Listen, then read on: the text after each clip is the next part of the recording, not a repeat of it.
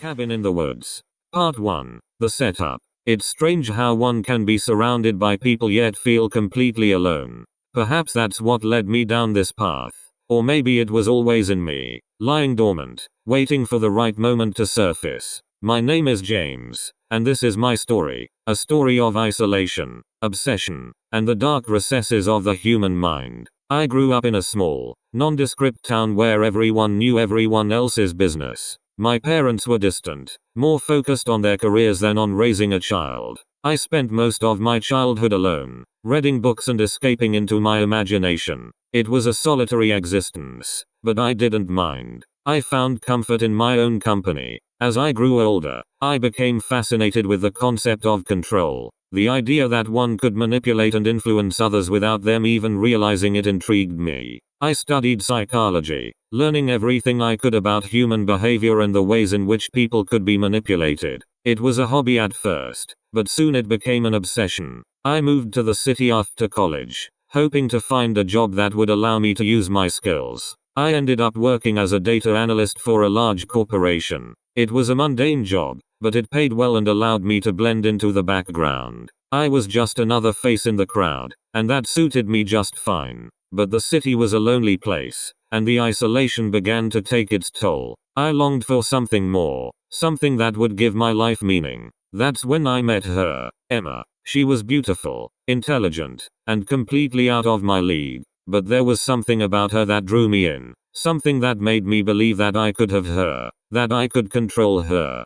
Part 2. The Obsession. Emma worked in the same building as I did, on a different floor. I would see her in the lobby sometimes, or in the cafeteria. She was always surrounded by friends, laughing and talking, completely oblivious to my existence. I watched her from afar, studying her every move, learning her routines. I began to follow her, not just at work, but everywhere. I would sit outside her apartment, watching as she went about her daily life. I knew it was wrong, but I couldn't help myself. She was like a drug, and I was addicted. My obsession with Emma grew stronger with each passing day. I started to collect things, photos of her, items she had touched, anything that connected me to her. I created a shrine in my apartment, a place where I could worship her in private. But watching her from afar wasn't enough. I needed more. I needed to be close to her, to touch her, to make her mine. I began to devise a plan, a way to get her alone,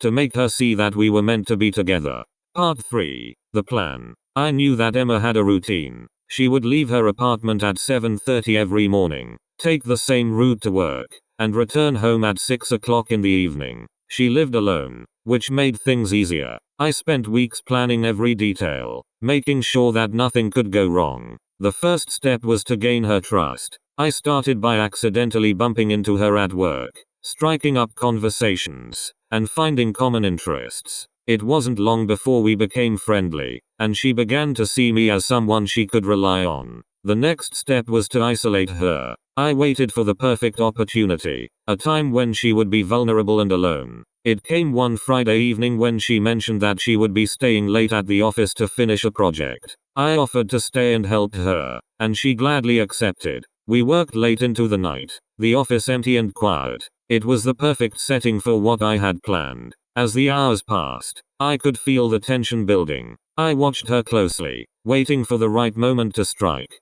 Part 4. The Act. It happened so quickly. One moment we were talking and laughing, and the next, I had her pinned against the wall, my hand over her mouth to stifle her screams. She struggled, but I was stronger. I had planned for this, trained for this. I knew exactly what to do. I whispered in her ear, telling her that everything would be okay, that I loved her, that we were meant to be together. She looked at me with wide, terrified eyes, and I could see the realization dawn on her face. She knew who I was, what I had been doing. She knew that there was no escape. I bound her hands and feet, making sure that she couldn't move. I had prepared a bag with everything I needed: rope, duct tape, a blindfold. I had thought of everything. I was in control. I carried her to my car, carefully avoiding the security cameras. The city was dark and quiet, and no one saw us leave. I drove to a remote cabin that I had rented, a place where no one would find us. It was a long drive,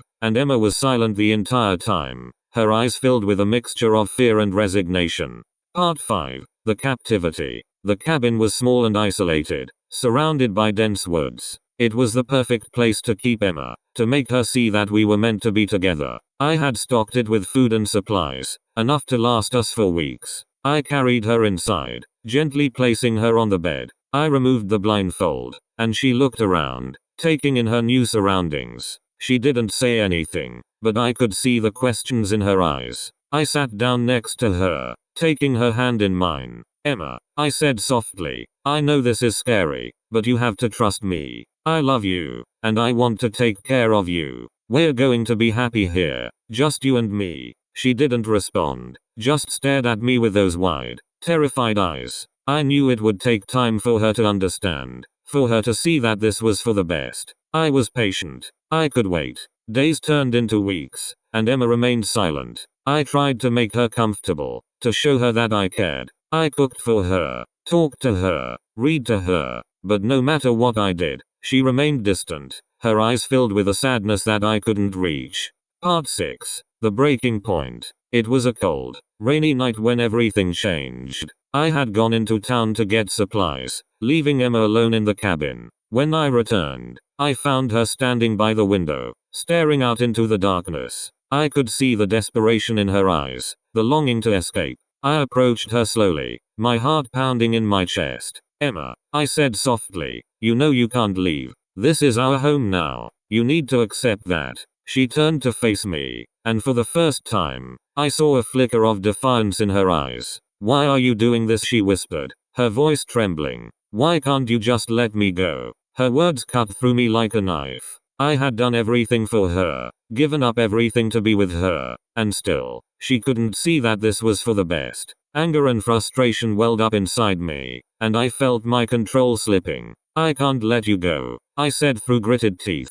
"You belong to me. We belong together." She took a step back, fear flashing in her eyes. "No, James. This isn't love. This is madness." Her words pushed me over the edge. I lunged at her, my hands closing around her throat. She struggled, her eyes wide with terror, but I was stronger. I felt her body go limp, her life slipping away beneath my fingers. As the reality of what I had done sank in, I released her, stumbling back in horror. Emma's lifeless body lay on the floor, her eyes staring blankly at the ceiling. I had killed her, the one person I had loved more than anything, and I had taken her life. Part 7. The Aftermath.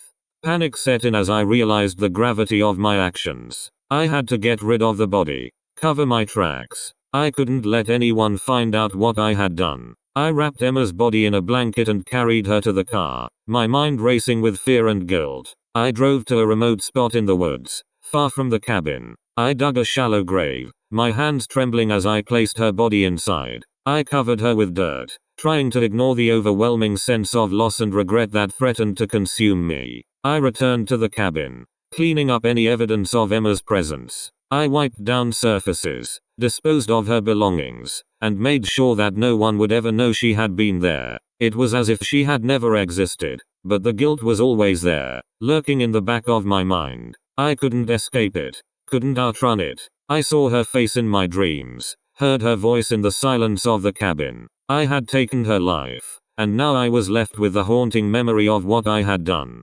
Part 8. The Descent. The days turned into weeks, and the isolation began to take its toll. I could no longer find solace in my own company. The walls of the cabin seemed to close in on me, suffocating me with the weight of my guilt. I became paranoid, convinced that someone would find out what I had done. I stopped going into town, afraid that someone would recognize me, that they would see the guilt written on my face.